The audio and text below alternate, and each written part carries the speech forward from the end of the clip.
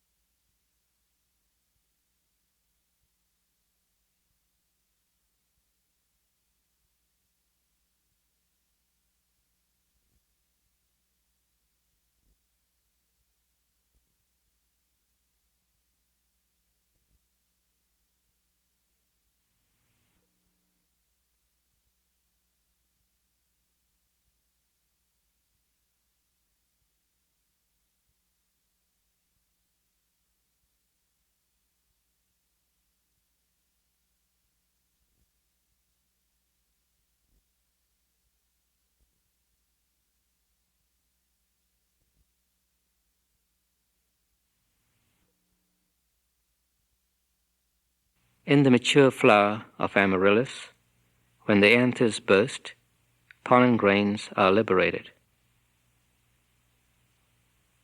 The female part of the flower is the pistil, which consists of the stigma, the style, the ovary, with one or more ovules.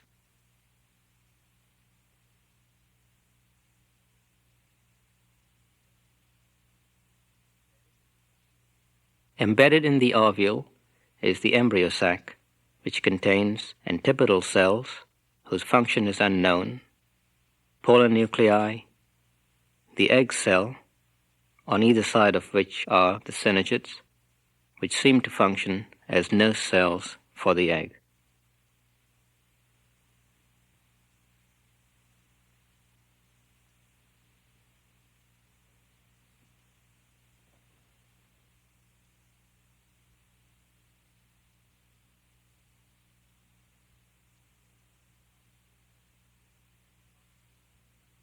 In nature, pollen grains are transferred to the stigma, where they germinate and grow down the style.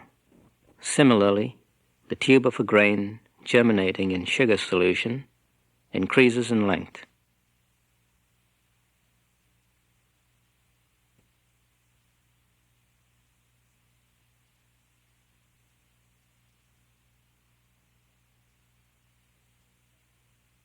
The cytoplasm, the vegetative nucleus, and the generative cell migrate from the grain into the tube.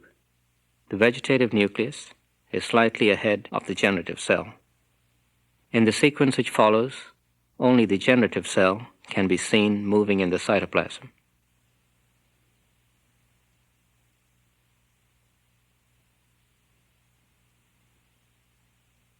Several hours after the start of germination, the generative cell divides, forming 2 sperm cells.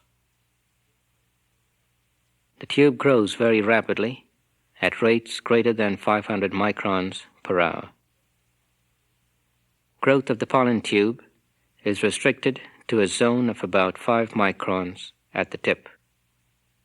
The pollen tube, like the root hair, grows only at its tip, unlike most plant cells, which grow over their entire surface.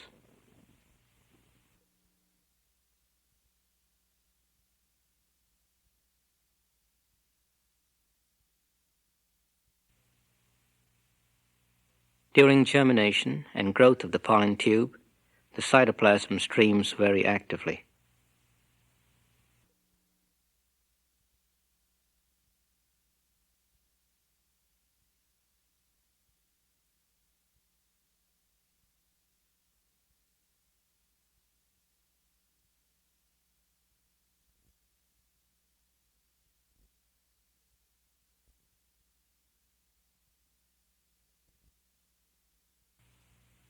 When the pollen tube reaches the ovary, it enters the ovule through the micropyle, passes between cells of the ovule, and penetrates the embryo sac, entering one of the synergids. The tip ruptures in the synergid, and the sperm cells are released.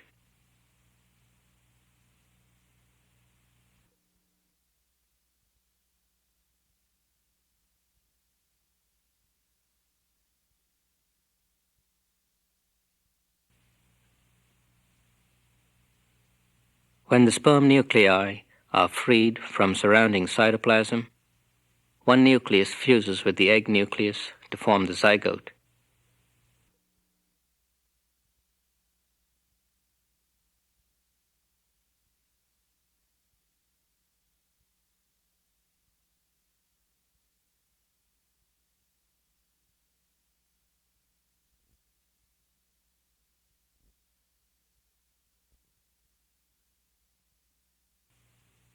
The other nucleus fuses with the polar nuclei to form the primary endosperm nucleus. Double fertilization is thus completed.